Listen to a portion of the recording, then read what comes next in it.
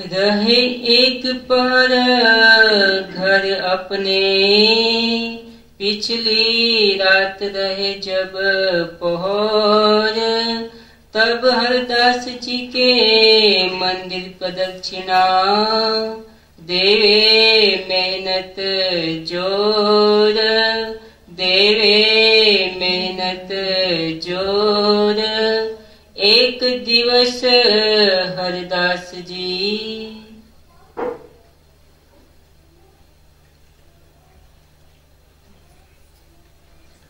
अचरती धामधनी। श्री लालदास जी के धाम मिलने से वर्णन कर रहे हैं। रुक दीजिए। श्री देवचंद्र जी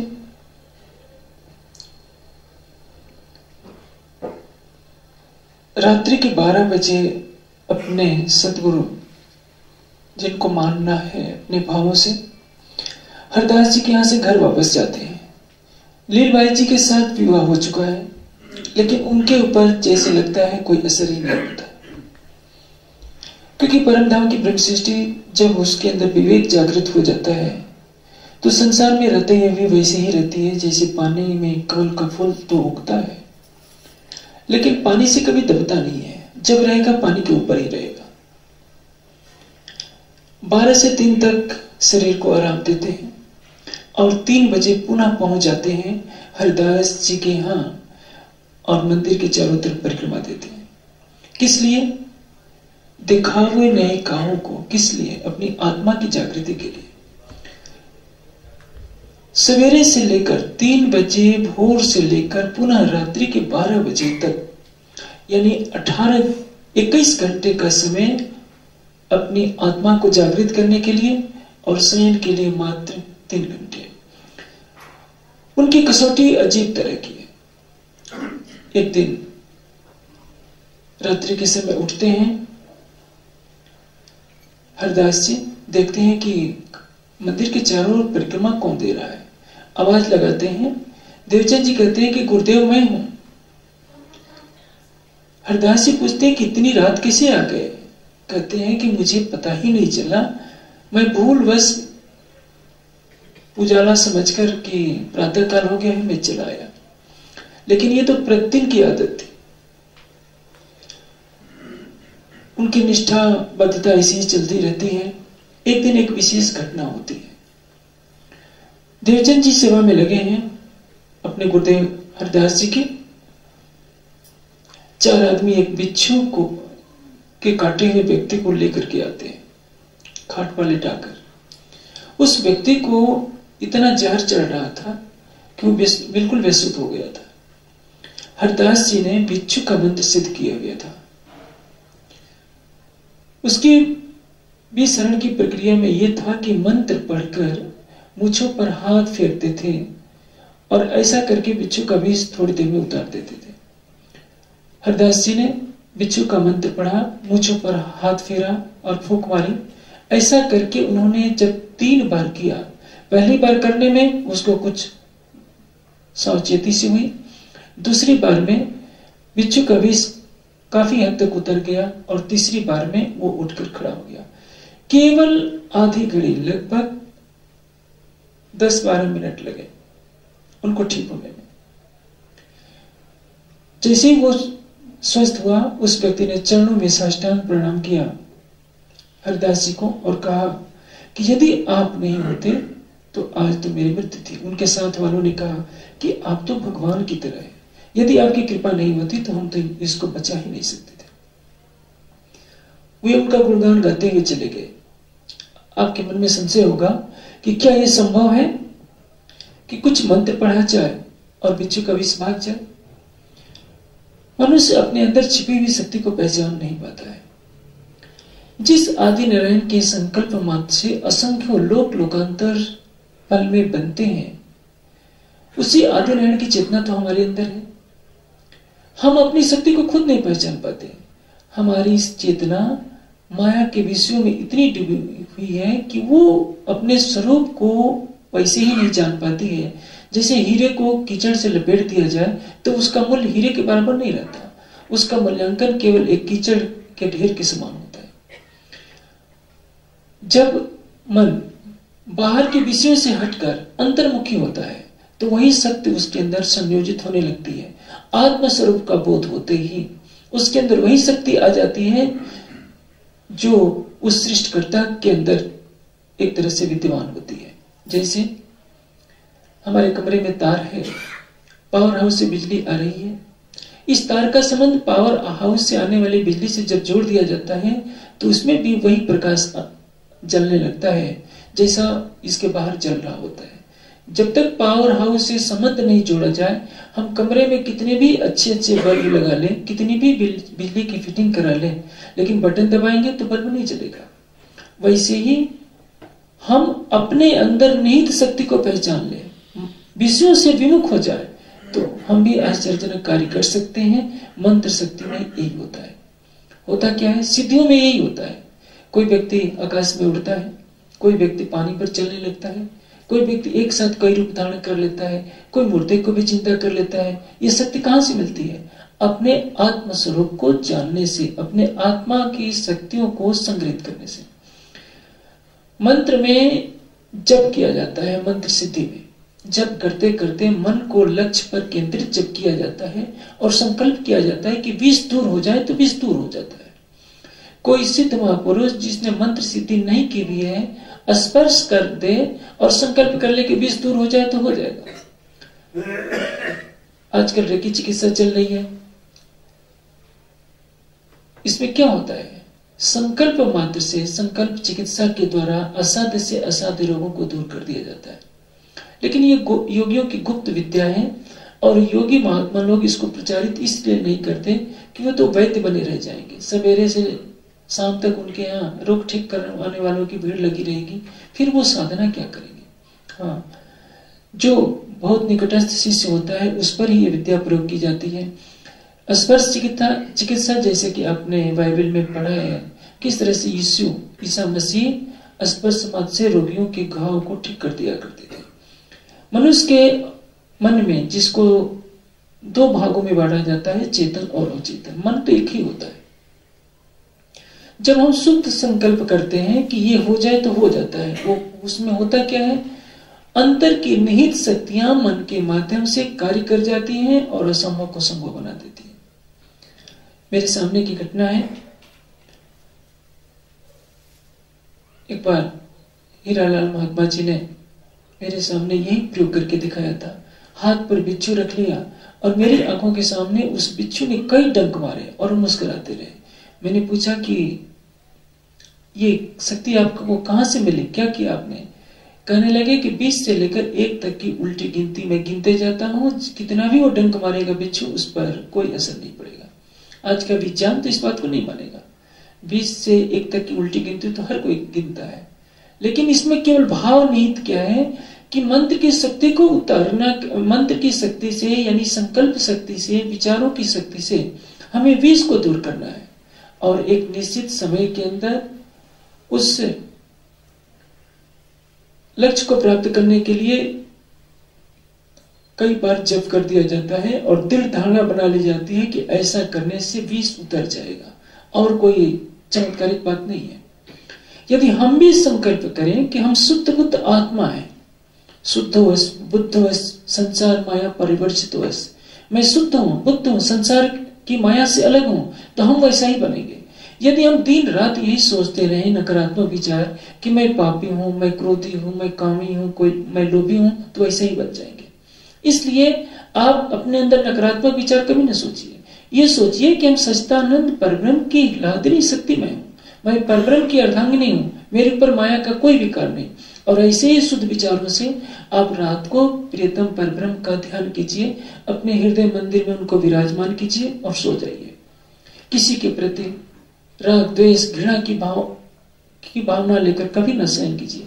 सवेरे उठिए तो सारे काम एक तरफ छोड़ दीजिए, पहले राज्य का ध्यान कीजिए और यही शुद्ध संकल्प दोहराइए, मेरी आत्मा का प्रियतम मेरे हृदय मंदिर में रहता है, मैं पल पल उसका दीदार करती हूँ। इन्हीं भावों में हमेशा भरे रहेंगे तो देखिए कुछ ही समय में आपकी आत्मिक प्रगति कहां से कहां पहुंच जाती है। अब जब वे लोग चले गए, हरदास जी कहते हैं कि देवचंद्र, मैं ये मंत्र तुमको सिखाना चाहता हूं।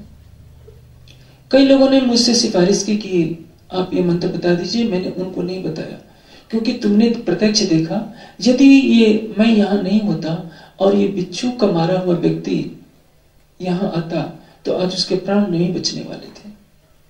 तुमसे संसार का बहुत कल्याण हो सकता है इस मंत्र से।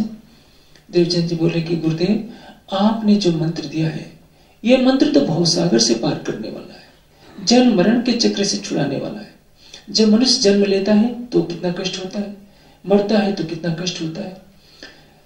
माता के गर्भ में बालक 9 माह तक पड़ा रहता है, मल मूत्र से उसी में सना रहता है, सांस कहां से लेगा। लेकिन प्रकृति की ऐसी लीला होती है, उसी में उसको समय गुजारना ही पड़ता है। कितना कष्ट होता है। जब शरीर छोड़ने का समय होता है तो शरीर के सारे प्राण इकट्ठा होते हैं। उसमें जो योगी होता है उससे तो कोई कष्ट नहीं होता, लेकिन सामान्य प्राणी को कुछ न कुछ कष्ट अवश्य होता है। और सबसे अधिक कष्ट होता है जो मोह से ग्रसित हो जाते हैं। जैसे आप किसी ट्रेन के डिब्बे में यात्रा कर रहे हैं और आपको कोई जबरदस्ती कहे कि नहीं, इस एसी के डिब्बे को छोड़कर या स्लीपर के डिब्बे को छोड़कर जनरल में जाओ, तो आपको कितना बुरा लगेगा। जिस व्यक्ति ने सारी उम्र अपने घर में निवास किया है, संगी संबंधियों से मिला जुला है, अच्छे संबंध है, उनको छोड़कर जाते समय वो सोचता है कि मेरे बिना इनका क्या होगा। यही मोह उसके दुख का कारण बनता है। यानी जन्म और मरण में, बुढ़ापे में, रोग में कष्ट ही कष्ट है। देवचंद जी कहते हैं कि गुरुदेव, आपका दिया हुआ मंत्र जन्म मरण के चक्र से छुड़ाने वाला है, जिसमें लाखों बिच्छुओं के मारने का कष्ट होता है। तो मैं ये छोटा सा मंत्र लेकर के क्या करूं। हरदास जी अचंभित हो गए, कहने लगे कि देवचंद, तुम्हारी बुद्धि अलौकिक है। और धीरे धीरे समय बीतता जाता है। देवचंद जी के मन में वैसी भावना बनी रहती है कि मैं किस तरह से अपने प्राणेश्वर प्राण वल्लभ को पा जाऊं। उस दिन तो देवचंद जी को देख लिया था परिक्रमा करते समय, लेकिन उनका क्रम तो प्रतिदिन का था। अंत में एक दिन और उठ जाते हैं नित्य क्रिया के लिए, यानी लोक संकाय इत्यादि क्रियाओं के लिए। नींद टूटती है, देखते हैं कि आज फिर देवचंद जी परिक्रमा कर रहे हैं। उठ करके आते हैं, कहते हैं कि देवचंद्र, तुम्हारी सेवा का भार मुझसे सहा नहीं जाता। मैं अंदर सो रहा होता हूं और तुम मेरी परिक्रमा कर रहे होते हो। 3 बजे ही आ जाते हो। उस दिन तो तुमने कह दिया था कि गुरुदेव, मैं भूलवश आ गया, लेकिन बात ये नहीं है, तुम प्रतिदिन आते हो और ऐसे ही परिक्रमा करते हो। सबसे अच्छा यह है कि मैं तुमको बाल मुकुंद जी की मूर्ति दे देता हूं, तुम ले जाओ और श्रद्धा भावना से सेवा करो। घर पर ही कृपा करके मैं जब सो रहा होता हूं तो मेरे बाहर परिक्रमा न किया करो। एक निश्चित तिथि तय कर दी और कहा कि तुम आ जाना, कल पालकी लेकर के बाल मुकुंद जी को ले जाना। जैसे ही प्रातः का समय होता है, उधर वचन तो दे दिया होता है कि पालकी लेकर के आना, मैं तुम्हें बाल मुकुंद की मूर्ति दूंगा। रात्रि को पढ़ौनी करा दिए होते हैं, यानी शयन। सवेरे जैसे ही मंदिर में जाते हैं, देखते हैं कि बाल मुकुंद तो अदृश्य है, बाल मुकुंद की मूर्ति तो दिखाई नहीं दे रही। घर वालों से पूछते हैं कि कौन आया। सभी कहते हैं कि बाहर का दरवाजा बंद है, मंदिर का दरवाजा बंद है, दरवाजा खुला नहीं। कैसे संभव है कि कोई बाहर का व्यक्ति आकर मूर्ति को उठा ले जाए। अब बहुत व्यथित हो जाते हैं कि क्या करें। इतने में देवचंद जी भी आ जाते हैं। सारा परिवार भूखा रहता है। देवचंद जी को भी मालूम होता है कि मूर्ति दिखाई नहीं दे रही है, बाल मुकुंद जी कहां चले गए। सबने प्रण कर लिया कि जब तक बाल मुकुंद जी की मूर्ति मिलेगी नहीं, तब तक हम भोजन नहीं करेंगे। और बिना एकादशी के ही सबने एकादशी कर लिया, यानी उपवास धारण कर लिया। पूरे दिन किसी ने भोजन किया नहीं, व्यथित होकर के बैठे हैं सभी लोग। देवचंद जी अपने घर 12 बजे चले जाते हैं। किसी ने भी भोजन नहीं किया, न हरदास जी ने, न उनकी पत्नी ने, न उनके लड़के ने, न देवचंद जी ने। बैठे बैठे रात्रि को 12 बजे होते हैं, अचानक उनकी आंख झपक जाती है। साक्षात देव दर्शन वेदक में लिखा है, बाल मुकुंद जी साक्षात दर्शन देते हैं। आप सोचेंगे क्या ये सपना था? आंख मिची कि ना मिची, सपना नहीं है। ये अवस्था कैसे होती है? एक योग निद्रा कहलाती है। जैसे आप माला का जप करते हैं तो जप करते करते आप पूरी रात जगे रहेंगे, बैठे रहेंगे, लेकिन जब आप किसी लक्ष्य पर मन को एकाग्र करेंगे, आपका शरीर स्थिर हो जाएगा। तो जैसे बिस्तर पर आप लेटते हैं तो नींद तभी आती है जब आपका शरीर स्थिर हो जाए।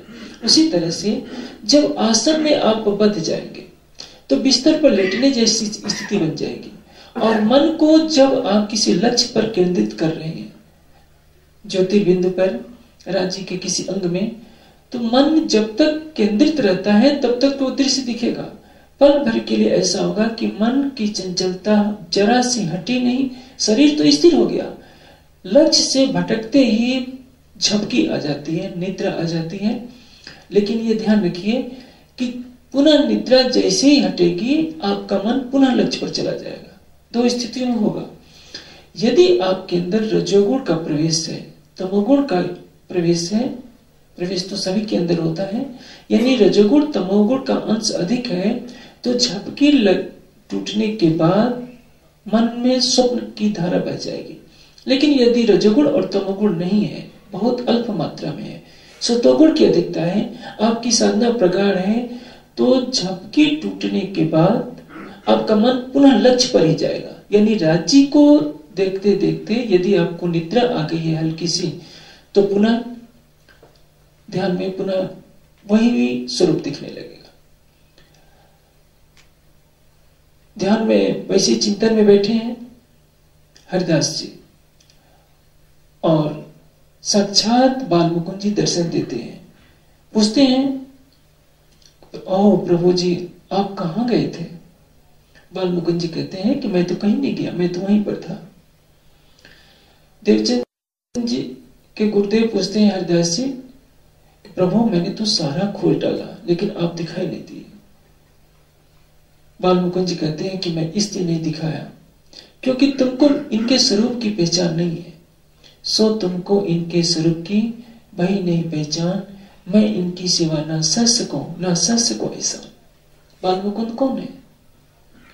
वही ब्रज का रूप, ब्रज का स्वरूप, जिसमें विष्णु भगवान ने अपने अंश रूप से जन्म लिया था श्री कृष्ण के रूप में, और उस श्री कृष्ण के तन में आत्म अक्षर जोश ध्वनि धाम ने प्रवेश करके परम धाम की प्रेम की एक झलक सी दिखाई थी अक्षर की आत्मा को। अब आपके मन में संशय होगा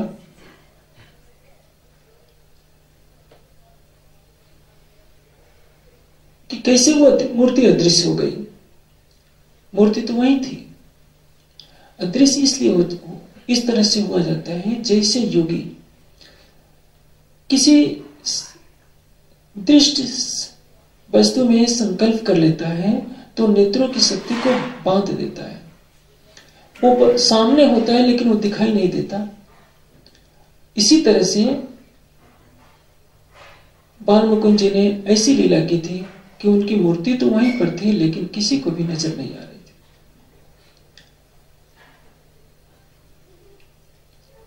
और बाल मुकुंद जी कहते हैं, देखो हरिदास जी,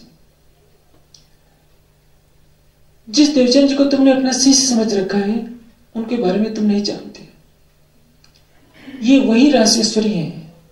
मैं इनकी सेवा ना सह सकूं एहसान। इसका तात्पर्य क्या है? जब अक्षरातीत ने ब्रज में लीला की थी, रास में लीला की थी, तो जिस श्री कृष्ण के तन में इन्होंने विराजमान होकर लीला की थी और उसमें उनका आवेश था, मैं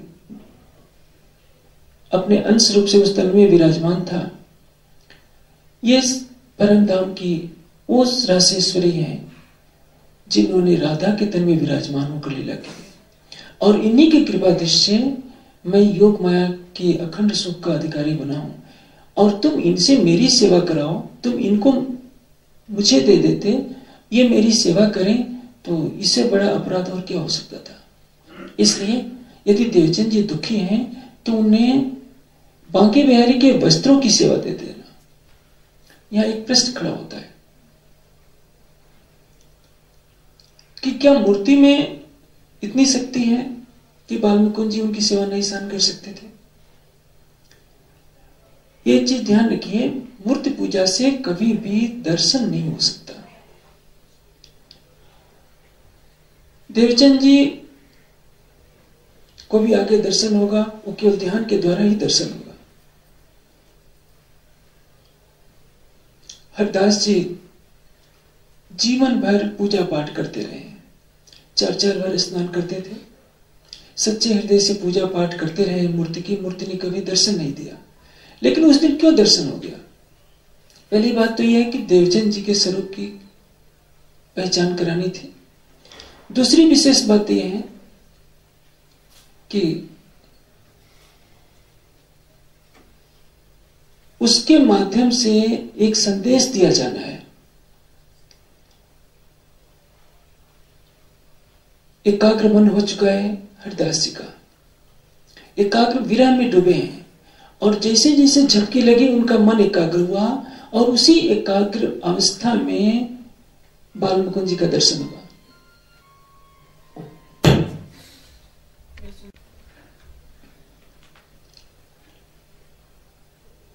वस्त्र सेवा कहां से शुरू होती है? वस्त्र सेवा क्यों दिया? प्रश्न ये सबके मन में कौन सकता है। पहले देवचंद जी बचपन में जब 11 साल की अवस्था से में 3-3 घंटे प्रतिदिन परिक्रमा करते हैं, उनको भी कभी दर्शन नहीं होता। हरदास जी के यहाँ लगभग 8 वर्ष रहते हैं, परिक्रमा करते हैं कई वर्ष तक, 3-3 घंटे यहाँ भी, रात्रि के 3 बजे से लेकर 6 बजे तक, और पूरे दिन सेवा करते हैं, कभी दर्शन नहीं होता। आगे आप इतक में सुनेंगे, अभी ये प्रसंग आने वाला है कि देवचंद जी ध्यान में बैठते हैं तो उनको भी बाल मुकुंद के रूप में राज्य का दर्शन होता है। जब भी दर्शन होगा तो केवल ध्यान से दर्शन होगा, पूजा पाठ से न दर्शन कभी हुए हैं और न कभी हो सकेंगे। आप ये सोच सकते हैं कि रामकृष्ण परमहंस तो प्रत्यक्ष देखते थे, लेकिन रामकृष्ण परमहंस सवेरे से लेकर रात्रि तक और पूरी रात समाधि में डूबे रहते थे, ध्यान करते थे। सेवा पूजा, सेवा का अर्थ क्या होता है? श्रद्धा पूर्वक सत्कार। ये मन में बात आती है सबके कि यदि मूर्ति में कोई शक्ति नहीं है तो बाल मुकुंद जी को मना करने की क्या आवश्यकता थी? ये भाव की अभिव्यक्ति है। जैसे कोई कुछ व्यक्ति है, आगे आगे चल रहा है, छोटा उनसे छोटा व्यक्ति है, वो आगे आगे चलता है तो लोग रोक देते हैं, तुम बड़ों के आगे आगे क्यों चल रहे हो? कपड़े के ऊपर तिरंगा ध्वज बना दिया जाता है, और यदि 15 अगस्त 26 जनवरी के दिन किसी ने उस तिरंगे को जला दिया तो पुलिस उसे गोली मार सकती है, उसका अपराध उसको छूट रहती है। क्यों? क्योंकि इसने राष्ट्र का अपमान किया है। तिरंगा झंडा तो एक कपड़ा है, लेकिन यदि हम भावना करते हैं कि ये हमारे राष्ट्र के गौरव, हमारे राष्ट्र के सम्मान का प्रतीक है, तो तिरंगे का अपमान राष्ट्र का अपमान माना जाता है। बाल मुकुंद जी के मन में इतनी श्रद्धा भावना है कि भले ही मेरे नाम से कोई मूर्ति बनाया हो और उस मूर्ति की सेवा भी देवचंद जी से करवाना मेरे लिए अपराध हो जाएगा, जबकि उससे कोई मतलब नहीं है। मूर्ति की सेवा करते करते मनुष्य की जिंदगी गुजर जाती है। जड़ का चिंतन करते करते बुद्धि में भी वैसे जड़त्व के दोष आने लगते हैं। इसलिए कभी भी जड़ की पूजा नहीं करनी चाहिए। उत्तमा मानसी पूजा, ग्रंथ पूजा च मध्यमा, और मूर्ति की पूजा के लिए कहा गया है मूर्त क्या है? अधमो अधमा, सबसे निम्न कर्म है। आज सारे देश का जो पतन हुआ है हिंदू धर्म का, ये केवल मूर्ति पूजा के कारण है। मूर्ति पूजा जहां होती है विशाल मंदिर बन जाते हैं, करोड़ों रुपए उसमें खर्च होते हैं, शिक्षा दीक्षा नाम मात्र को रह जाती है। चढ़ावे में चढ़ने वाला जो धन होता है उसके लिए चारों तरफ लड़ाइयां झगड़े होते हैं। उसमें जो व्यक्ति लगे होते हैं वो भक्ति से रहित, विवेक वैराग्य से रहित होते हैं। सभी धर्म स्थानों में जाकर देखिए, जहां मूर्तियां हैं, चढ़ावा चढ़ता है, वहां अशिक्षा ने अपना अंधकार फैला रखा है। भक्ति अंतर्मुखी होती है। जब शरीर से संसार से कोई रिश्ता नहीं रहता, हृदय की पुकार होती है, इसलिए मानसिक भावना से उस प्रीतम को रिझाया जाता है। गोपियों ने श्री कृष्ण को कैसे रिझाया? क्या गोपियों ने अपने घरों में श्री कृष्ण की मूर्तियां बनाई? वो मन से उन्होंने रिझाया। श्री कृष्ण बांसुरी बजाते थे, गोपियों का मन घर के कामों में नहीं लगता था। बांसुरी की आवाज सुनने के बाद कोई भी गोपी तो घर में रह ही नहीं सकती थी। जब बांसुरी की आवाज नहीं होती थी तो भी सारा काम करते करते वो अपने प्रीतम कृष्ण के ही ध्यान में लगी रहती थी। वैसे ही इसी भावना की शुरुआत करते करते यहां से चल पड़ा कि हम अपने आराध्य की एक मूर्ति बना लें और उसकी भावमयी सेवा में संलग्न रहे। लेकिन जैसे जैसे समय बीतता गया, भावना तो कम होती गई। नहलाना धुलाना, खाना पीना, वस्त्र श्रृंगार करना, इसी में सारा आडंबर खड़ा हो गया और जो लक्ष्य वास्तविक था मानसिक सेवा का वो समाप्त हो गया। देवचंद जी को क्यों कहा बालमुकुंद जी के द्वारा कि हरदास जी को दे देना, देवचंद जी को बांके बिहारी के वस्त्रों की सेवा?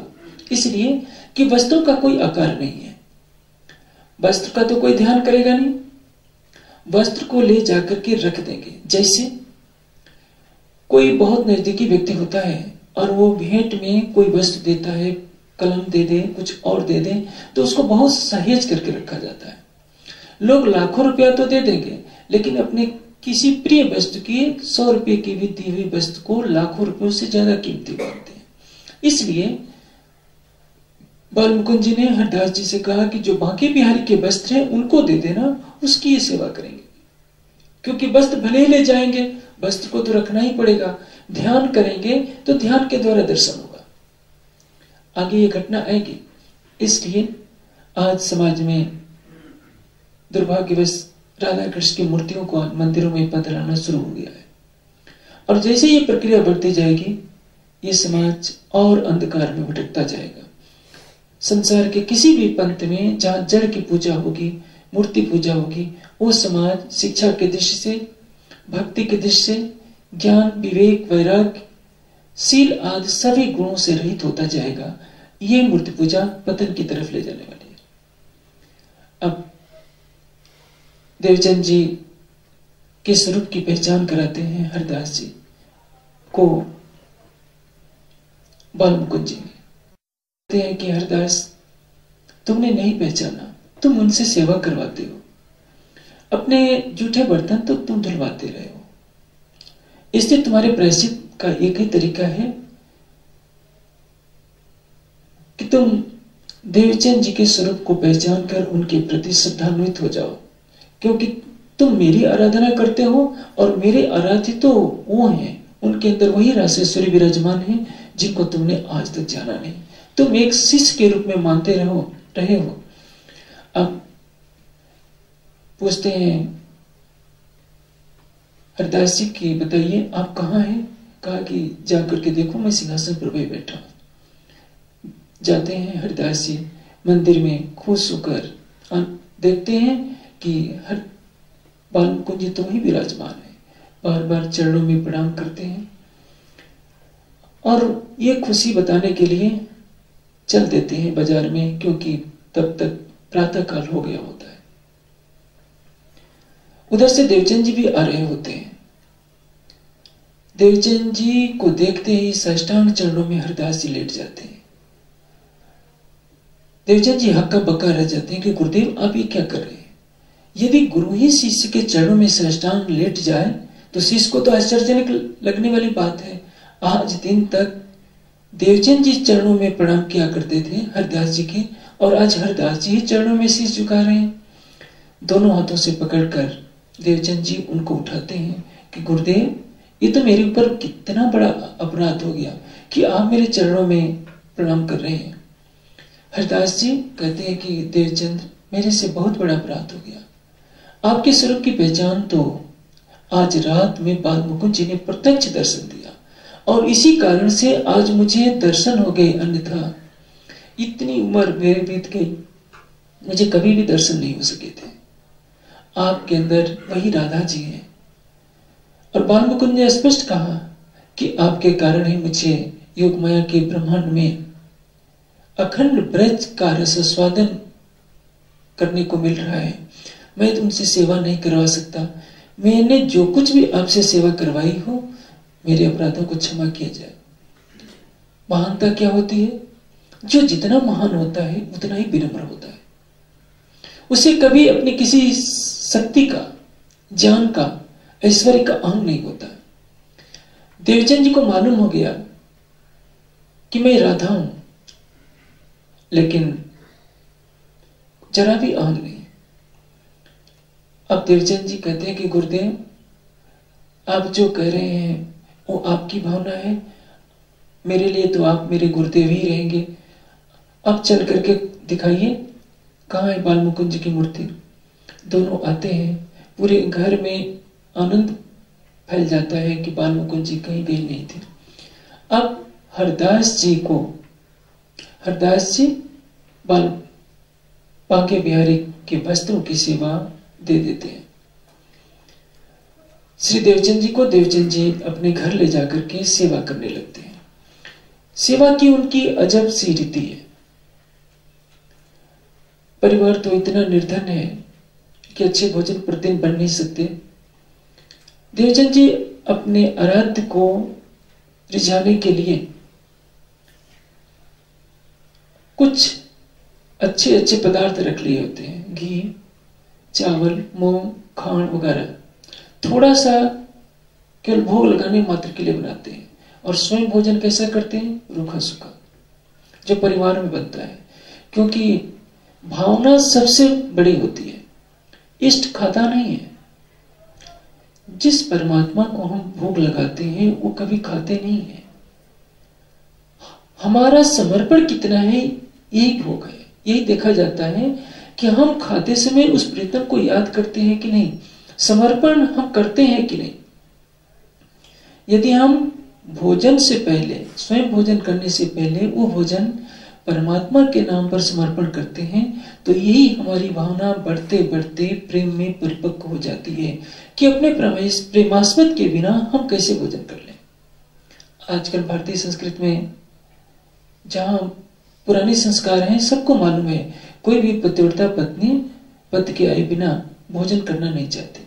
आधुनिकता में तो ये सब नहीं चलता, लेकिन पुराने संस्कारों में जो परिवार पले होते हैं आज भी उन नियमों का पालन होता है। अब देवचंद जी अपने हाथ से जमीन लिपते हैं, लकड़ी जलाते हैं, कुएं से पानी भर कर लाते हैं। यदि रास्ते में किसी की छाया भी पड़ जाती है तो दोबारा पुनः पानी भरने जाते हैं। इन नियमों का इतना महत्व नहीं है, लेकिन जो एक कर्मकांड के तौर पर श्रद्धा भावना से जो कट्टरता पूर्वक जो सेवा की जाती है, उस जमाने में इसी को सर्वोपरि माना जाता था, क्योंकि तारतम्य ज्ञान का प्रकाश तो था नहीं। आप भी वैष्णव लोगों को देखिए, वैष्णव लोग अपने चौके में किसी को जाने नहीं देंगे। छूत छात कितने करते हैं। 7 बेर चौंकाते हो, लकड़ी जलाओ धोए जल।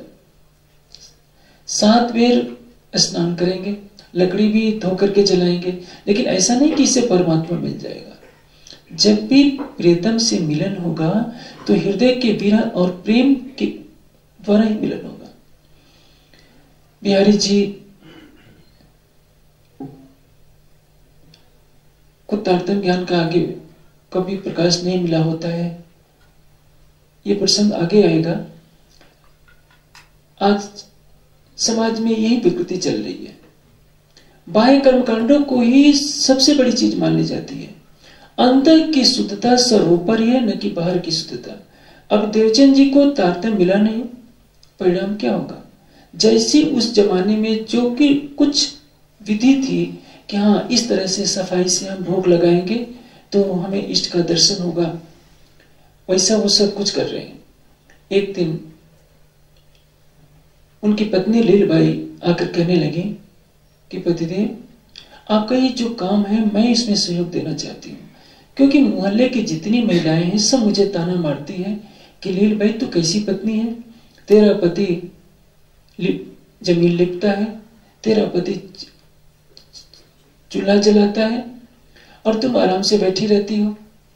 देवचंद जी कहते हैं कि देखो लीलबाई, तुम मेरे माता पिता की सेवा करो, ये तुम्हारा धर्म है। तुम समझ लो कि माता पिता को सेवा से खुश करके तुमने मुझे खुश कर लिया है। ये जो प्रसंग है मेरे आराध्य का प्रश्न है। जैसे तुम्हारे शरीर का मैं पति हूं, वैसे मेरी आत्मा की प्रीतम है बांके बिहारी। मैं उनको उसी भाव से रिझाता हूं और सेवा तब तक उचित नहीं जब तक भाव न हो। बिना प्रेम के, बिना भाव के जो सेवा होती है वो अधूरी है। आप किसी को पानी दीजिए, एक गिलास पीने के लिए, उसमें भाव नहीं। यदि पानी का गिलास पटक दीजिए, थाल लाए हैं वो पटक दीजिए, तो क्या कोई खिलाएगा? देवचंद जी कहते हैं कि लीलबाई, तुम्हें मालूम है कि किसी की छाया पड़ जाने पर भी मैं पानी भरने जाता हूं। पानी यहाँ कितनी गहराई पर मिलता है। तुम में यदि पानी भरना पड़ा और कभी मन में क्लेश पैदा हो गया कि कहां से मैं फंस गई, इनकी तो पूजा कभी खत्म ही नहीं होनी है, इतनी गहराई से पानी भरना पड़ा, तो मेरी तो सेवा ही टूट जाएगी। क्योंकि जो श्रद्धा मेरे हृदय में है वो श्रद्धा अभी तुम्हारे हृदय में पैदा नहीं हुई है। इसलिए जब तक भाव न हो तुम इस सेवा के योग्य नहीं हो। तुम मेरे माता पिता की सेवा करते रहो। पड़ोस वाले पुरुष या स्त्री क्या कहते हैं इसकी तरफ तुम्हें ध्यान देने की कोई जरूरत नहीं। अब देवचंद जी क्या करते हैं? हरदास जी के यहां से जो समय मिलता है प्रातः काल, वो सेवा करते हैं बांके बिहारी की और ध्यान में बैठ जाते हैं।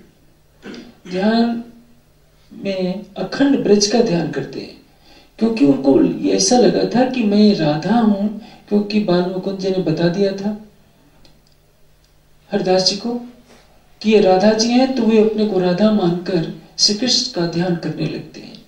ध्यान करते करते एक दिन उनका मन एकाग्र हो जाता है और सुरता अखंड योग माया में पहुंच जाती है, जहां वो देखते हैं कि यशोदा जी दही मथ रही हैं, दूध उधर गर्म हो रहा है।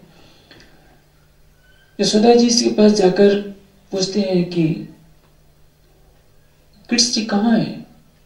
यशोदा जी कहती है कि राधा, तुम तो जानती हो क्यों कैसा नटखट है, मेरे पास कहाँ रहने वाला है। यमुना जी के किनारे चला गया होगा, अपने मित्रों के साथ, ग्वाल बालों के साथ खेल रहा होगा। तुम वहीं चले जाओ और ये मिठाई लेते जाओ। मिठाई लेकर के जाते हैं। वहां जाकर के देखते हैं देवचंद जी के यहाँ तो चारों तरफ ग्वाल बाल खेल रहे हैं। पूछते हैं कि कृष्ण जी हैं? ग्वाल बाल कहते हैं कि कौन कृष्ण? यहाँ तो बहुत कृष्ण हैं। कहते हैं देवचंद जी की नंद के पुत्र कृष्ण। कहते हैं कि यहाँ तो नंद भी बहुत है। अंत में कहते हैं कि नहीं, यशोदा नंदन कृष्ण, यानी यशोदा के पुत्र जो कृष्ण है वो चाहिए। कृष्ण जी वही पास खड़े थे, मुस्कुराते हुए कहते हैं, और राधा जी मैं यहीं पर तो हूं। बहुत प्रेम से दोनों में वार्ता होती है। उस दिन घुगनी बनाई होती है, यानी उसमें घुगनी क्या होती है? चना है, गेहूं है, कई अन्न को उबाल करके उसमें दूध में पकाया जाता है। और जो ग्वालपाल थे उसका पानी निकाल रहे थे, उसको तैयार कर रहे थे। कृष्ण जी कहते हैं, राधा हम और तुम एक साथ ही बैठकर खाएंगे। और ग्वाल बालों को कह देते हैं कि आज हमें जो हिस्सा है, मैं अकेले नहीं हूं, मेरे साथ राधा जी भी हैं, इसलिए बांटना तो दोनों का ध्यान रख करके दोनों का हिस्सा देना। जो भी खाद्य पदार्थ होते हैं दोनों का हिस्सा मिलता है। अब प्रेम में मत है देवचंद जी अपने को राधा मानकर श्रीकृष्ण जी के साथ भोजन करने के लिए जैसे ही हाथ उठाते हैं उनका हाथ टकरा जाता है जमीन से और सुक्ता टूट जाती है। इसमें हमें विशेष रूप से शिक्षा दी गई है। चितवनी करते समय हमें अपने शरीर को बिल्कुल स्थिर करना ही पड़ेगा। कई सुंदर साथ कहते हैं कि हम तो चलते फिरते चितवनी कर लेते हैं। चलते फिरते चितवनी आज तक न कोई किया है न कोई करेगा। कोई देवचंद जी से बड़ा तो नहीं हो सकता, साक्षात श्यामा जी से। देवचंद जी का जब हाथ हिलने मात्र से चितवनी टूट जाती है और जो दर्शन हो रहा था दर्शन समाप्त हो जाता है, तो हम और आप कहां ठहरते हैं? चलते फिरते भाव लीनता में हम डूब सकते हैं। हम भाव में खोए खोए, यदि मूल मिलावे ज्ञान है चर्चनी के द्वारा, तो हम याद कर सकते हैं कि 64 थंब में राज्य श्यामा जी का ये श्रृंगार है। पुखराज की सारी चर्चनी याद है, पुखराज को दोहरा सकते हैं, हौज कौशल को दोहरा सकते हैं, रंग महल को दोहरा सकते हैं। लेकिन जहां दर्शन की बात है, आपको इस शरीर से अलग होना पड़ेगा। भोजन बनाते समय आप वहां की शोभा को याद कर सकते हैं, चितवनी नहीं कर सकते। चितवनी का तात्पर्य यह होता है अंतर्दृष्टि से देखना, और अंतर्दृष्टि आपकी तब तक नहीं खुलेगी जब तक इस शरीर से आपका संबंध टूटेगा नहीं। इसलिए इस तरह से स्थिर होकर बैठ जाइए कि आपको पता ही नहीं चले कि हम यहां बैठे। वाणी इसलिए संकेत कर रही है, जो मूल स्वरूप है अपने जाको कहिए परातम, सो पर आत्म संग लेके विलसिए संग खसम। जो अपने मूल स्वरूप है वो क्या है? परात्म के तन। आप चितवनी करते समय इस शरीर को भुला दीजिए कि हम 40 साल के हैं, 45 साल के हैं, 30 साल के हैं, हम लंबे हैं, गोरे हैं, काले हैं। इसकी कोई आकृति नहीं होनी चाहिए। आप स्त्री हैं या पुरुष हैं, बालक हैं, सब भुला दीजिए। आप ये भाव रखिए कि मैं परम धाम की ब्रह्मात्मा हूँ, मूल मिलावे में बैठी हूँ, मेरा नख से सिख तक श्रृंगार वही है जो श्यामा जी का है। उन्हीं भाव में खोए खोए इस शरीर को हिलाइए डुलाइए नहीं, और उसी दृश्य देखिए। तो जैसे ही आपके अंदर प्रेम का प्रवाह उमड़ेगा, आपकी अंतर्दृष्टि में युगल स्वरूप सामने आ जाएंगे, संपूर्ण परमधाम आ जाएगा। ये विशेष सिखापन इस प्रसंग से हमें मिलती है। अभी आपने सुना हरदास जी को भी दर्शन कब हुआ है? जब उनका ध्यान एकाग्र हो गया, और ध्यान को एकाग्र करने के लिए उनको निद्रा का एक झोंका आया। बैठे हैं चिंतन करते करते कि बाल मुकुंद मिले नहीं, भोजन तो किया नहीं था, और जब भोजन नहीं किया होगा तो परिणाम क्या होगा कि नींद आएगी। अमूमन पुजारी लोग क्या करते हैं? गरिष्ठ भोजन करते हैं, क्योंकि जो इष्ट को चढ़ाया जाता है वो प्रसाद के नाम पर खाना पड़ता है, और कोई भी इष्ट रूखी सूखी रोटी थोड़े खाएगा। इसलिए जो गरिष्ठ भोजन करने के कारण अधिकतर पुजारी लोगों को गहरी निद्रा आती है। उस दिन जो उपवास था, निद्रा आ नहीं रही थी, झपकी आई, अंदर की व्याकुलता थी, देवचंद जी के स्वरूप की पहचान करानी थी।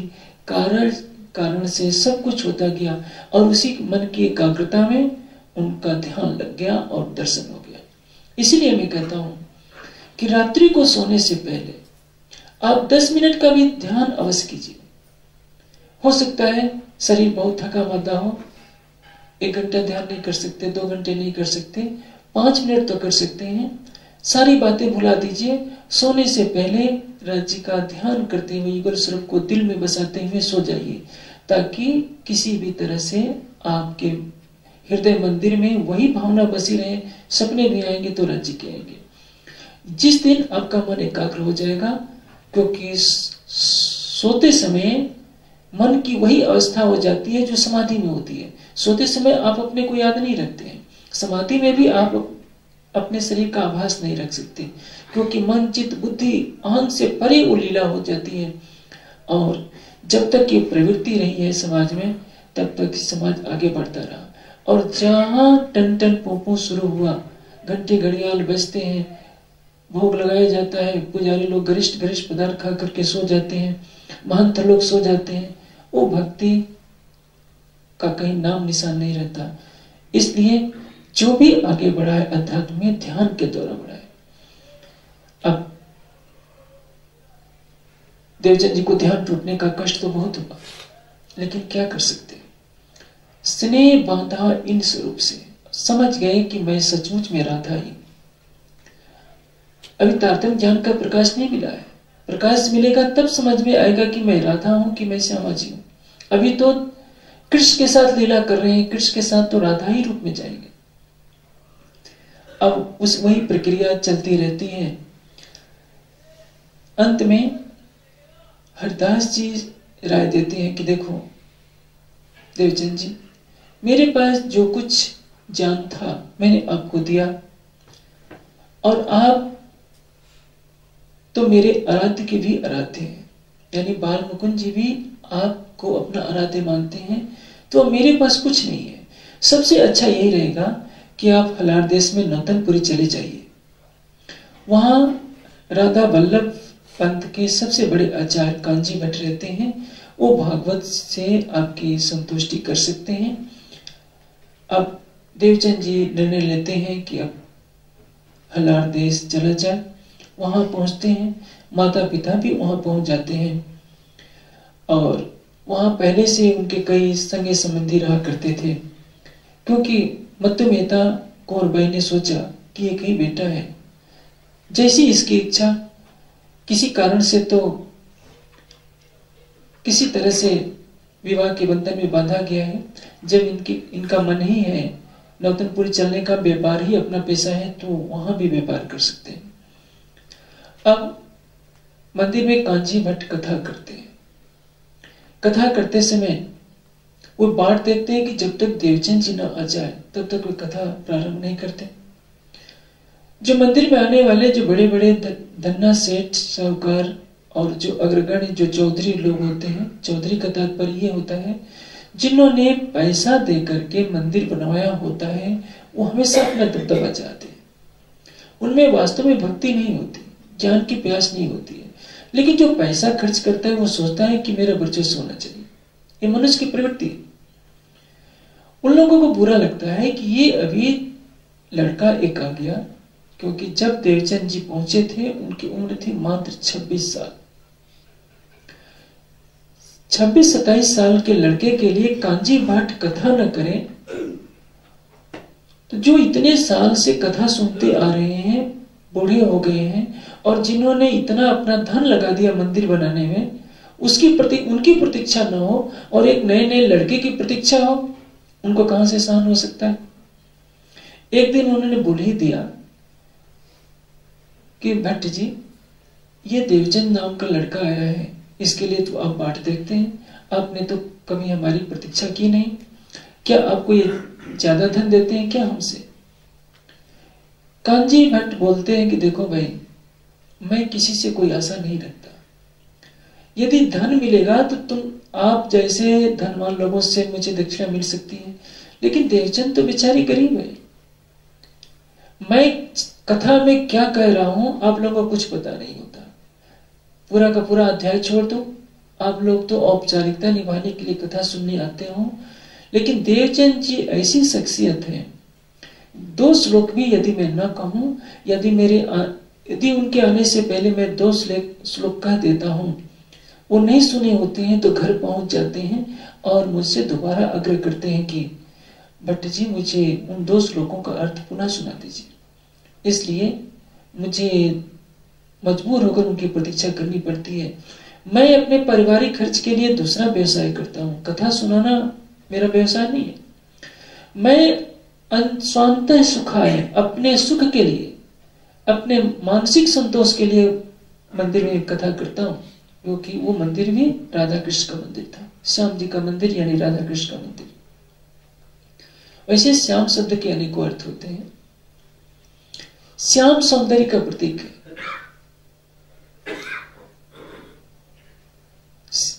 श्याम का अर्थ होता है अति सुंदर किशोर वर्ण वाला वो स्वरूप जो अति गौरवर्ण का हो, किशोर हो, सौंदर्य की पराकाष्ठा, उसको श्याम कहते हैं। श्यामा किसको कहते हैं? तप्त कंचन वर्ण आभासा श्यामा उचिते, तपाए हुए कंचन वर्ण की अति सुंदर किशोरी कन्या जो अति सुंदर हो उसको श्यामा कहते हैं। श्याम श्यामा एकार्थवाची है। सीता का अर्थ भी श्यामा होता है। वाल्मीकि रामायण में सीता को भी श्यामा कहा गया है, राम को भी श्याम कहा गया है, राधा और कृष्ण को भी श्याम श्यामा कहते हैं, और परम धाम वाले युगल किशोर को भी श्याम श्यामा कहते हैं। ये भाव परख है, लेकिन इसको रूढ़ी रूप में मान लिया जाता है। कोई कहता है कि राधा कृष्ण को ही श्याम श्यामा कहते हैं, ऐसा नहीं है। सुंदरता की जो पराकाष्ठा है, चाहे हम उसको परम धाम में माने, चाहे योग माया में माने, चाहे काल माया में माने, किसी को भी श्याम श्यामा कहा जा सकता है। यानी वो राधा कृष्ण का मंदिर था और उसमें भागवत की कथा कांची भट्ट किया करते थे। जब कांची भट्ट ने ऐसा उत्तर दिया, सब लोग मूंगे रह गए, यानी चुप रह गए कि बात तो ये ठीक कहते हैं, लेकिन अंदर द्वेष बना रहा। कोई भी वयोवृद्ध व्यक्ति ये सहन नहीं कर सकता कि 26 साल का लड़का हमसे ज्यादा महत्वपूर्ण स्थान हासिल करे। अब उन्होंने बहाना ढूंढना शुरू कर दिया कि देखें कौन सा ऐसा अवगुण मिलता है जिससे हम देवचंद जी से झगड़ा खड़ा करें। विवाद कहाँ खड़ा होता है? जब द्वेष मन में आ जाता है तो झगड़े के बहाने कई खड़े हो जाते हैं। एक भेड़िया ने भेड़ के बच्चे से कहा कि तुमने कल मुझे क्यों गाली दी थी? भेड़ का बच्चा बोला कि मैं तो अभी रात को पैदा हुआ हूं, मैंने कल तो मेरा जन्म ही नहीं हुआ था, मैंने गाली कहाँ दी? कहा कि तुमने नहीं, तेरे पिता ने गाली दी है, मैं तो तुझे खाऊंगा। वही प्रवृत्ति है। मनुष्य को जब विवाद करना होता है तो बहाने 100 ढूंढ लेता है। अब उनको क्या बहाना दिखा कि ये देवचंद जी एकादशी को तो खूब खाते हैं, और हम लोगों को जब द्वादशी का भंडारा हम करते हैं तो ये उपवास रहते हैं। ये उल्टी गंगा क्यों बहाई जा रही है? एक दिन पहुंच गए भट्ट जी के पास सारे मिलकर, जब देवचंद जी नहीं आए थे तो भट्ट जी से कहते हैं कि आप 2 तरह का विधान क्यों बनाते हैं? एक तरफ तो आप एकादशी का महत्व बताते हैं, और ये आप अपने लाडले देवचंद जी से पूछिए कि जब एकादशी का व्रत होता है, हम सारे उपवास रहते हैं और उस दिन ये खूब भरपेट भोजन करते हैं। द्वादशी को जब हम भंडारा करते हैं, खूब भरपेट भोजन करते हैं, तो ये बिल्कुल उपवास रहते हैं, कुछ भी नहीं खाते। एक ही पंथ में 2 तरह के क्रियाकलाप हो, यह हमें स्वीकार नहीं। कर्मकांडी लोगों को क्या दिखता है? केवल ये बाह्य कर्मकांड। कई जगह आप जाएंगे, लोग ये पूछेंगे आपने माला क्यों नहीं पहनी है, तिलक क्यों नहीं लगाया है? माथे को आप कितना भी रंग लीजिए, उससे क्या मिलने वाला है? एक नहीं 100 मालाएं पहन लीजिए, उससे क्या मिलने वाला है? जिसके हृदय में नाम रूपी माला नहीं, जिसने अनन्य परा प्रेम लक्षणा भक्ति का पतिव्रता साधन का तिलक नहीं लगाया, जिसको अपने सुहाग की पहचान नहीं, यदि वो माथे पर बड़े से बड़े तिलक भी लगा ले तो कुछ नहीं हो सकता। लेकिन संसार इसी में फंसा पड़ा है। अब देवचंद जी तभी आ रहे होते हैं, भट्ट जी सारी बातें को सुनते हैं, कहते हैं कि भाई देवचंद जी जो कुछ करते होंगे मुझे विश्वास है कि सही करते होंगे। आप लोगों के मन में द्वेष है इसलिए ऐसी बातें कह रहे हैं। अभी वे आ ही रहे हैं, मैं पूछ लेता हूँ। इतने में देवचंद जी आ जाते हैं। पूछते हैं भट्ट जी कि क्या देवचंद जी ये सही है कि आप एकादशी को खूब भरपेट भोजन करते हैं? देवचंद जी कहते हैं कि हाँ बिल्कुल सही है। क्या ये भी सही है कि द्वादशी को आप बिल्कुल नहीं खाते? कहा कि हाँ ये भी सही है। अब इन लोगों को बोलने का अवसर मिला कि देखिए भट्ट जी, भागवत रूपी जो वृक्ष है, उस वृक्ष की एक एक डाल में, एक एक डाल के पत्ते पत्ते में और एक एक पत्ते के रेसे रेसे में देवचंद जी क्यों नहीं भ्रमण करते हैं? यानी व्यंग की भाषा बोली कि भागवत रूपी जो वृक्ष है उसके 12 स्कंद हैं। एक एक स्कंदों में यानी एक एक डाल के अंदर पत्तियां क्या हैं? अध्याय हैं। एक एक पत्ती के अंदर जो रेसे हैं वो श्लोक हैं, और उसके एक एक शब्द में विचरण करने वाले कौन है? देवचंद जी। यानी इतने ज्ञान के भंडार रखते हैं, तभी तो भागवत से उल्टा आचरण करते हैं। भागवत कहती है कि एकादशी को उपवास रहो, ये एकादशी को भोजन करते हैं, और द्वादशी का जब सब लोग प्रसाद लेते हैं अपने इष्ट का, तो ये उपवास रखते हैं, यानी शोक मनाते हैं। एकादशी व्रत क्या है? भागवत में कहानी आती है अम्बरीश की। राजा अम्बरीश बहुत ही धार्मिक प्रवृत्ति के राजा थे। उन्होंने उपवास किया था। उपवास और व्रत दोनों में अंतर होता है।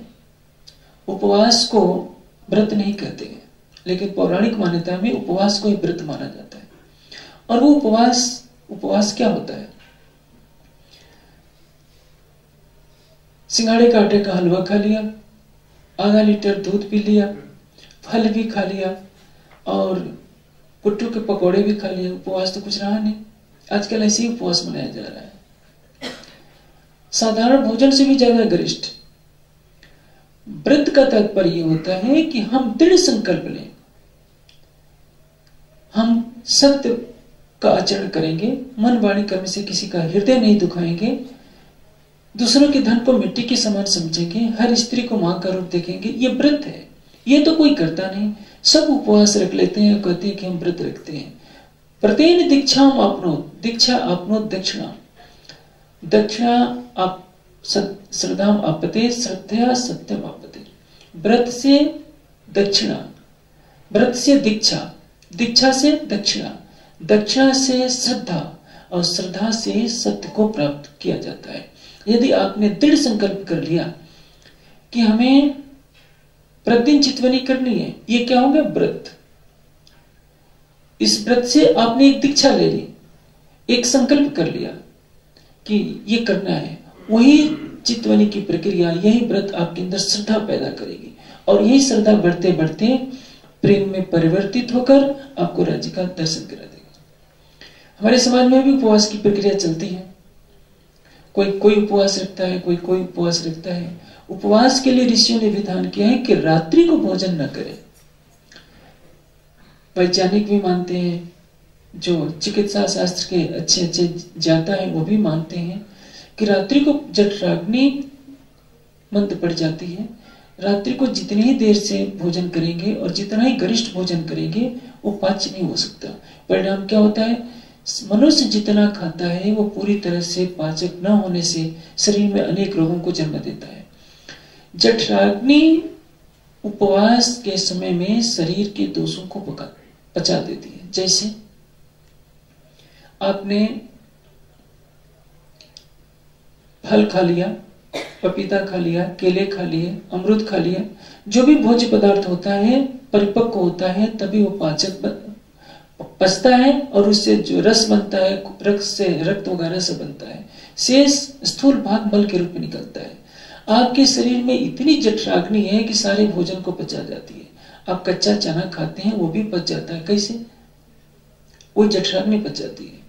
जठराग्नि जो शरीर में अग्नि रहती है भोजन को पचाती है, वो जठराग्नि। जंगल में जो आग लगती है वो दवाग्नि, और समुद्र के जल में जो आग लगती है बड़वाग्नि।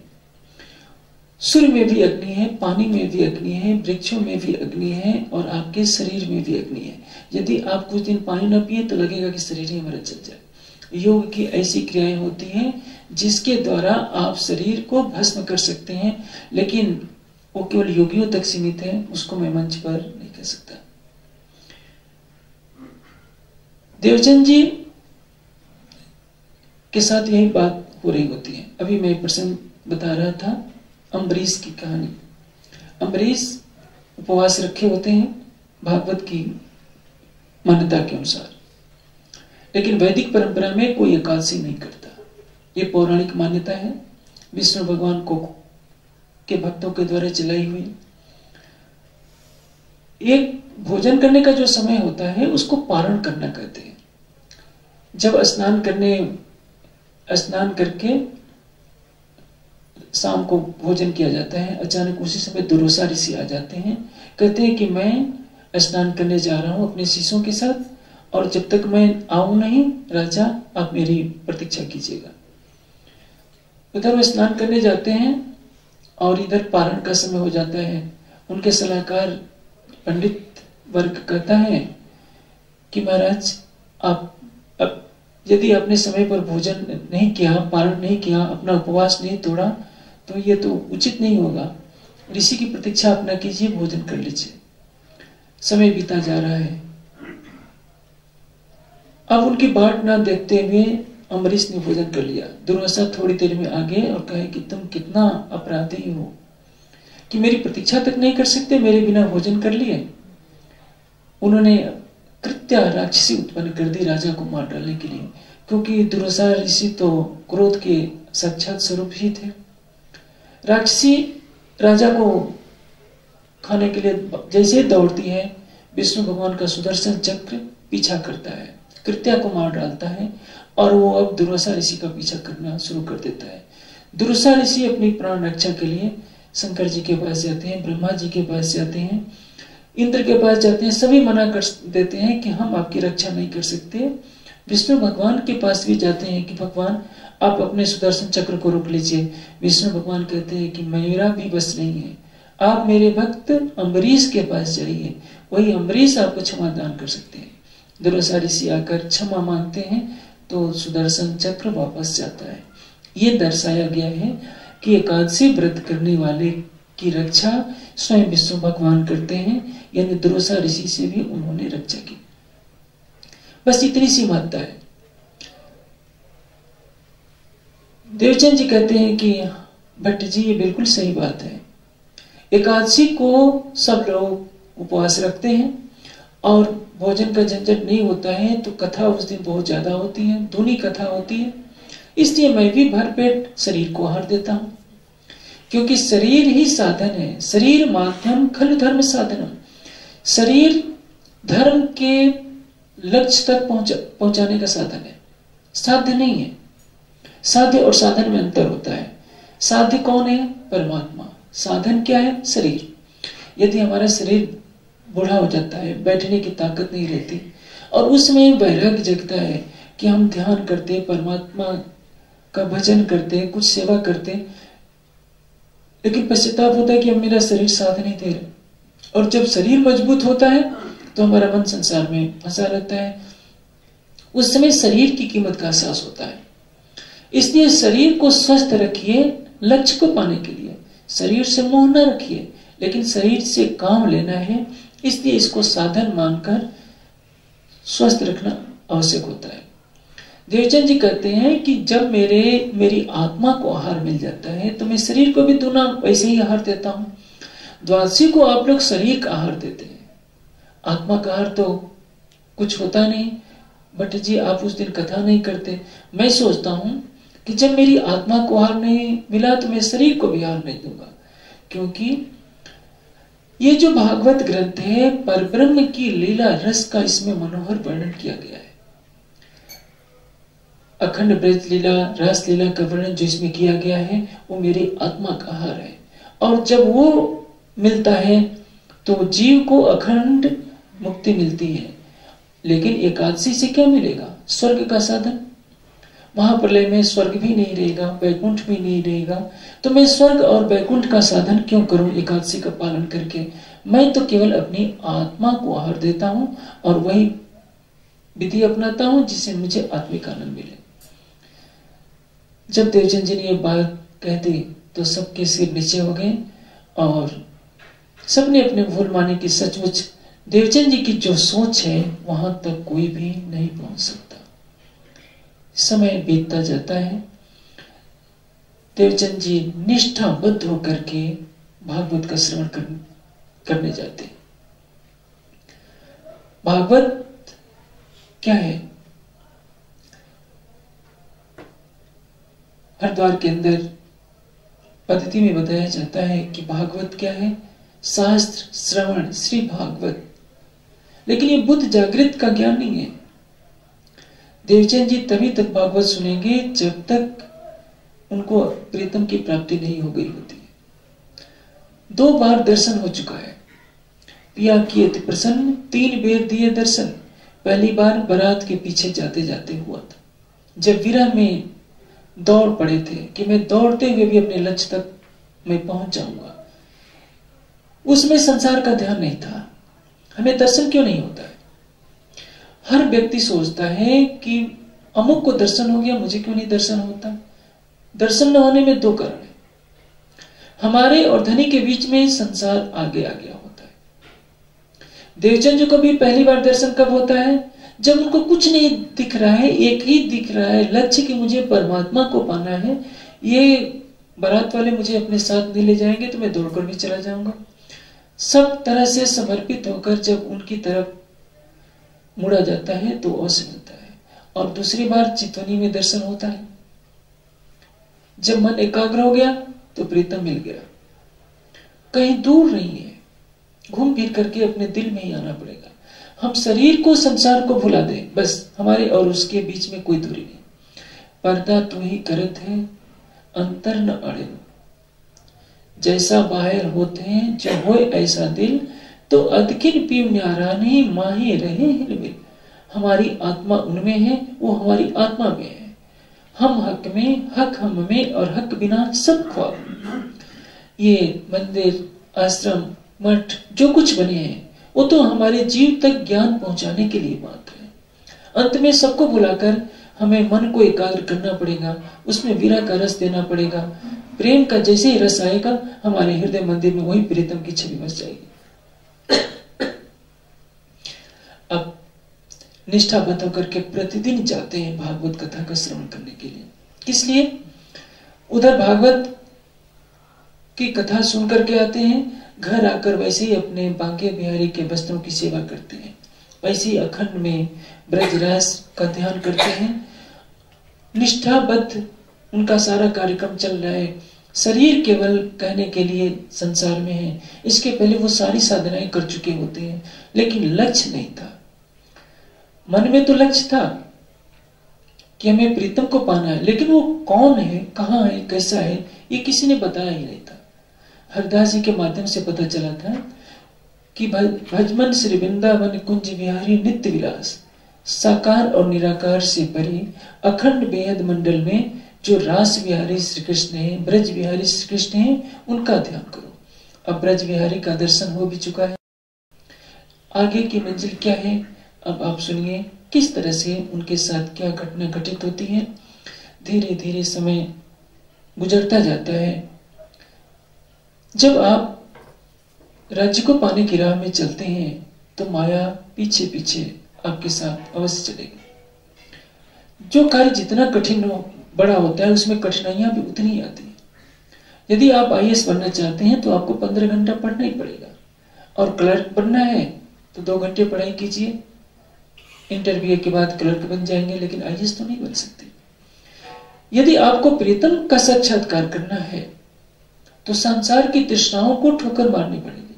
उसके लिए वनों में जाने की आवश्यकता नहीं है। ये मन ही तो एक वन है। हमारा मन संसार के विषय रूपी वनों में भ्रमण करता है। 1 एकांत, 2 द्वंद्व, 3 ग्राम, 5 नगर। हम कहीं भी रहे, मन को एकाग्र कर लिया तो हम समझ लीजिए कि हम वन में हैं, और वन में भी हैं। यदि दिल नहीं मिलता है, 2 महात्मा है, दिल नहीं मिलता है तो दोनों एक दूसरे का गुण देख सकते हैं। 3 के साथ हैं तो समझ लिया कि गांव में रह रहे हैं, और 5 के साथ हैं तो समझ लिया कि हम शहर में रह रहे हैं। लेकिन यदि कहीं भी हैं, अपने घर में भी हैं, सबसे अपने को अलग कर लीजिए तो 1 एकांत, अकेले। और जब अकेले भी बैठे हैं तब भी आप सबको भुला दीजिए, अपने मन में एक निष्ठा बनाए रखिए। कथा सुनने जाते हैं, उनको 2-4 दिन बुखार लग जाता है। बुखार में उपवास करते हैं, क्योंकि उपवास से शरीर के सारे रोग दूर हो जाते हैं। अभी मैंने उपवास की महत्ता बताई थी कि जठराग्नि शरीर के आहार को पचाती है, और उपवास से शरीर के रोग शांत हो जाते हैं।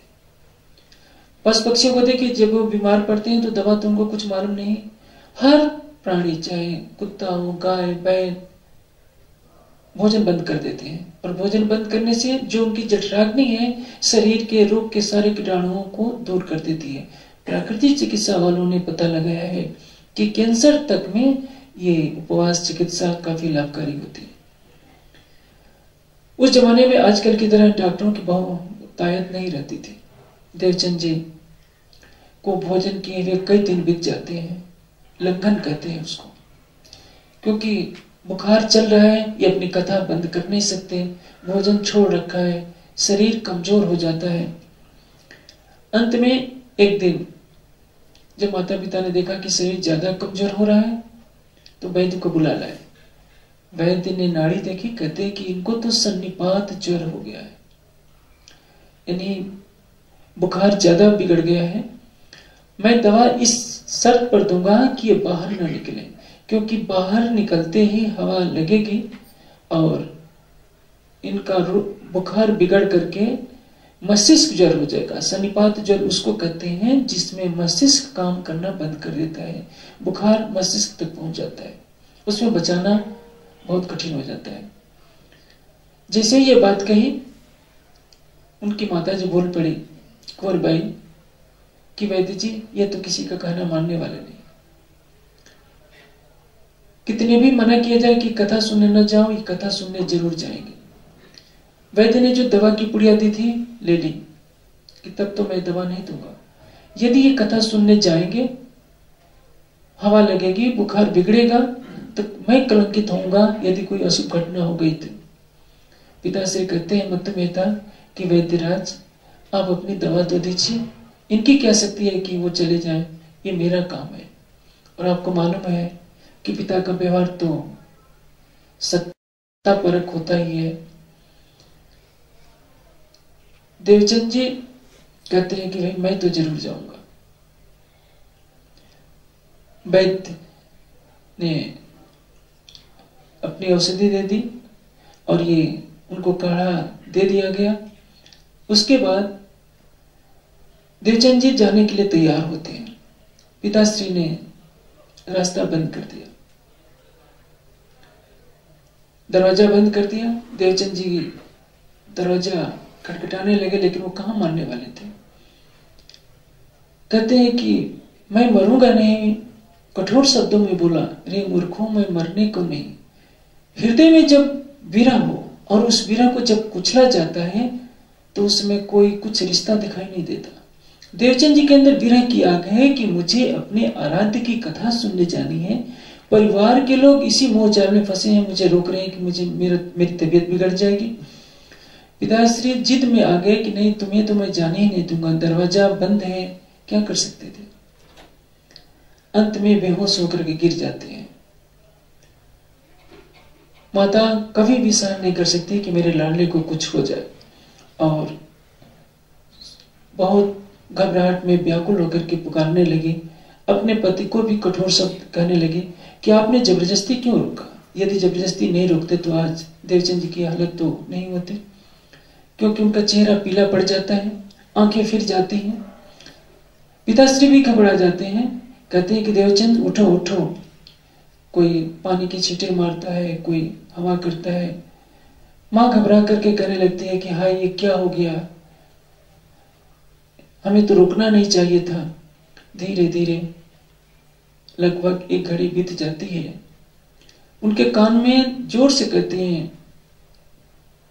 पिताश्री कि देवचंद देखो भट्ट जी ने बुलावा भेजा है, चलो मैं तुमको पहुंचा आता हूं, तुम उठकर खड़े हो जाओ। धीरे धीरे स्वस्थ हो जाते हैं और आंखें खोल देते हैं, कुछ बोलते नहीं है। पिताश्री कहते हैं कि मैं पहुंचा हूं, कुछ बोलते नहीं है, किसी की तरफ ध्यान नहीं है, क्योंकि उनका लक्ष्य है कि मुझे कथा सुनने अवश्य जाना है। ये गुण हमें ग्रहण करना चाहिए, निष्ठाबद्धता की। यदि चितवनी में हमारी निष्ठा नहीं है, कोई रिश्तेदार आ गया, चलो आज चितवनी नहीं करेंगे, आज उसे गप्पे मार लेते हैं। कोई दोस्त आ गया, सहेली आ गई, हम राज्य को पीछे कर देते हैं चितवनी किनारे। बीतक का हर घटनाक्रम हमारे लिए कोई ना कोई शिक्षा दे रहा है। उन शिक्षाओं का यदि हम जीवन में पालन करेंगे तो हम भी कहां से कहां पहुंच सकते हैं। आप ये हीन भावना कभी न लीजिए कि हम कुछ नहीं बन सकते, आप सब कुछ बन सकते हो, लेकिन जो बनना चाहते हैं उनके आदेशों का पालन करना होगा। आप देवचंद जी की राह पर चलिए। देवचंद जी ने जो रास्ता हमें दिखाया है उस पर हम अपने पद चिन्ह रखें। जैसे जैसे हम चलते जाएंगे, जितना हम प्रयास करेंगे उतना ही फल हमें मिलता जाएगा। बुखार भी देवचंद जी को रोक नहीं पाता है। आपने देखा कितनी निष्ठा के साथ वो प्रतिदिन ध्यान करते हैं, कितनी विनम्रता है, कितनी सेवा भावना है। 26 साल की अवस्था में, आज 26 साल की अवस्था में आज का युवक संसार के कितने द्वंद्वों में फंसा होता है, और वही देवचंद जी अपने निष्ठा से सब सुंदर साथ कोई रास्ता दिखा रहे हैं। इसको कहते हैं हादी। हादी किसको कहते हैं? जो हिदायत करता है। हिदायत करना यानी निर्देशन देना। 3 हादी हैं, बसरी, मलकी और हकी। अरब में मोहम्मद साहब ने सारे संसार को यह संदेश दिया कि एक अल्लाह ताला के सिवा अन्य कोई पूज्य नहीं। सतगुरु धन श्री देवचंद जी के द्वारा अनेक पंथों में जाया जाता है, अनेक पंथों में खोजा जाता है कि कौन है परमात्मा, कैसे उनको पाया जाए, और अंत में किस प्रेम के द्वारा उनका साक्षात्कार किया जाता है, ये हमें दर्शाया गया है। और महामती जी के द्वारा हफ्से में विरह में तड़पा जाता है। हमें बताया जाता है कि प्रेम क्या है, विरह क्या है, कैसे विरह प्रेम के द्वारा अपने धाम हृदय में प्रीतम पर ब्रह्म को पाया जाता है। तीनों सूरतों ने अक्षरातीत का साक्षात किया। आत्म अक्षर जो अरब में आती है मोहम्मद साहब के रूप में, वो भी अक्षरातीत का साक्षात्कार करती हैं। श्यामा जी की आत्मा जो देवचंद जी के तन में है, वो भी अक्षरातीत का साक्षात्कार करती है। और इंद्रावती जी की आत्मा जो मिहराज के तन में है, वो भी अक्षरातीत का साक्षात्कार करती है। इन तनों से अक्षरातीत लीला करते हैं और सारे विश्व को ये संदेश देते हैं कि उसको यदि पाना है तो कैसे पाया जाए, यानी सबके लिए एक सीधा साधा रास्ता बना देते हैं। इसलिए इन तीनों स्वरूपों को 3 हादी कह करके संबोधित किया गया है। अब ये तो परीक्षा की घड़ी थी, धीरे धीरे समय बीतता है और वो शुभ घड़ी आ जाती है। 40 साल की अवस्था हो जाती है। 40 साल की अवस्था में उनको प्रत्यक्ष दर्शन इन नैनों से होते हैं। पहले भी दर्शन हुआ था इन्हीं आंखों से, लेकिन पहचान नहीं थी, धोखे में दर्शन हुआ। सिपाही के भेष में आए और सामान भी उठा लिया, लेकिन पहचान नहीं थी कि मैं कौन हूं। जब पहचान हुई तो अदृश्य हो चुके थे। दूसरी बार चितवनी में दर्शन हुआ और तीसरी बार प्रत्यक्ष आंखों से दर्शन हुआ। इसके बाद दर्शन की लीला शुरू हो जाएगी। आप देखेंगे देवचंद जी जब चर्चा करते हैं तो सुंदर साथ को श्री कृष्ण के रूप में राज्य प्रत्यक्ष दर्शन देते हैं। हाँ, युगल स्वरूप के रूप में दर्शन नहीं दिया क्योंकि अभी परम धाम की वाणी नहीं उतरी थी। हकी सूरत के द्वारा जाको दिल जिन भासो तासो मिले 3 विध, सारे दर्शन होते हैं। ब्रज का, रास का, अरब का, परम धाम के युगल स्वरूप का, सतगुरु धन श्री देवचंद जी का सारा दर्शन होता है। लेकिन छठे दिन की लीला में हमारे लिए सुनहरा अवसर ये है कि हम वाणी को आत्मसात करके सतगुरु धन श्री देवचंद जी और श्री प्राणनाथ जी के द्वारा दर्शाए हुए विरह प्रेम के मार्ग का अवलंबन कर हम भी अपने धाम हृदय में संपूर्ण परम धाम को देख सकते हैं, युगल स्वरूप को देख सकते हैं, उनके हृदय में डुबकी लगा सकते हैं, एकरस हो सकते हैं और मार्फत की अवस्था को पहुंच सकते हैं। लेकिन इसके लिए पुरानी परम रूढ़िवादिता को छोड़ना पड़ेगा, कर्मकांडों से तौबा करना पड़ेगा। ईर्ष्या, द्वेष, राग, काम, क्रोध, मत, लोभ, अहंकार के विकारों को प्रेम की अग्नि में जला देना पड़ेगा। जब आया प्रेम सुहागी तो मोह जल लहरा भागी। माया कब दूर होगी हमसे? जब हमारे अंदर विरह प्रेम की रसधारा बहने लगेगी। और जैसे जैसे हम चितवनी में डूबते जाएंगे, प्रीतम का प्रेम हमारे अंदर आता जाएगा। जैसे इस हाल के अंदर बल्ब जल रहा है तो अंधेरा इसमें प्रवेश नहीं कर सकता। आप अपने हृदय मंदिर में अक्षरातीत की मोहनी मूर्त को बसा दीजिए, फिर माया आपके हृदय में आएगी नहीं। माया गई पोताने घेर, हवे आत्म तुझा ज्ञानी घेर। जब आप अंधेरे में जाएंगे तो चारों तरफ अंधेरा नजर आएगा। जब आपके हृदय में ही अनंत प्रकाश का स्वरूप लिए अक्षरातीत विराजमान होंगे तो माया का अंधकार कहां से रहेगा? इसलिए धामधनी ने हमें एक सीधा सरल रास्ता बताया है कि निस्तिन ग्रह्य प्रेम सो युगल स्वरूप के चरण। मैं हमेशा इस बात को चर्चा में दोहराता हूं, ऐसा कोई दिन न हो, ऐसी कोई रात न गुजरे जिसमें हमने अपने प्राणेश्वर को अपने दिल में न बसाया हो। चाहे रुई के कितने पहाड़ हो, लाखों टन पहाड़ हो, एक चिंगारी लगा दीजिए, थोड़ी देर में सारे पहाड़ जलकर राख हो जाएंगे। आप इस चिंता में मत डूबिए, नकारात्मक विचारों में मत खोइए कि मेरे से तो बहुत पाप हुए हैं, मैं बहुत पापी हूं। आप अपने को बार बार पापी सोचोगे तो सचमुच में पापी हो जाओगे। आप ये सोचिए कि मैं शुद्ध बुद्ध हूं, पाप तो मेरे पास फटकेगा नहीं। अब तक जो पाप हुए सकारात्मक विचारों से आप राज्य के प्रेम की तरफ दौड़ लगाना शुरू कीजिए। धीरे धीरे आपके हृदय में वही अखंड ज्योति बसती जाएगी, और जब उनके प्रेम में डूबते जाएंगे तो लगेगा कि संसार तो कुछ है ही नहीं। जो नहीं था उसको हमने सब कुछ बना लिया, और जो हमारा प्राणेश्वर है उससे हम कितने दूर हुए बैठे हैं। जिसको पाने के लिए ऋषि मुनियों ने युगों युगों से साधनाएं की, लेकिन उनकी साधनाएं निरर्थक इसलिए होती गई क्योंकि उनको जान ही नहीं था अक्षरातीत कौन है, कहाँ है, कैसा है और किस मार्ग के द्वारा उसको पाया जाए। मीरा ने बहुत प्रेम किया कृष्ण से, सूर ने किया, रसखान ने किया, चैतन्य महाप्रभु ने किया, बड़े बड़े ऋषि मुनियों ने हिमालय में घोर साधनाएं की। आज भी हिमालय में बड़े बड़े योगी हैं जो पहाड़ों में अभी भी घोर साधना कर रहे हैं। कई महात्माओं से मैं मिलता भी हूँ जो एक एक बार के बैठे बैठे 12-12 घंटे बैठे रहते हैं। माताएं बहनें बैठी हैं, इनको 2 घंटे बैठा दिया जाए तो सब कहती है कहाँ। एक बहन ने जर्मन की 8 घंटे लगातार बैठती है, यानी 8 घंटे में लघुशंका के लिए भी नहीं उठना है, और उम्र होगी कितनी, लगभग 55 साल 60 साल से ऊपर ही होगी। और वो ध्यान कहाँ करते हैं, ज्योतिर्बिंद पर, जीव पर, मन पर, संसार में भटक रहे हैं। निराकार से आगे उनकी गति नहीं है। हमारे समाज को तो अक्षरातीत ने हीरा दिया था, लेकिन हम शीशे को लेकर खुश हो गए। हमने दुनिया वालों की उल्टी राह पकड़ ली, वही कर्मकांड, वही नाच कूद, वही ढोल ढमाके, वही मेले भंडारे। जो परम धाम की चितवनी की राह थी वो हमने खो दी। परिणाम ये हुआ कि हमारे अंदर अंतर्ज्ञान का सूरज नहीं उगा, हमारे अंदर प्रेम का सागर नहीं फैला। हमारी सारी ऊर्जा नकारात्मक विचारों में, लड़ाई झगड़े में बे होती रही।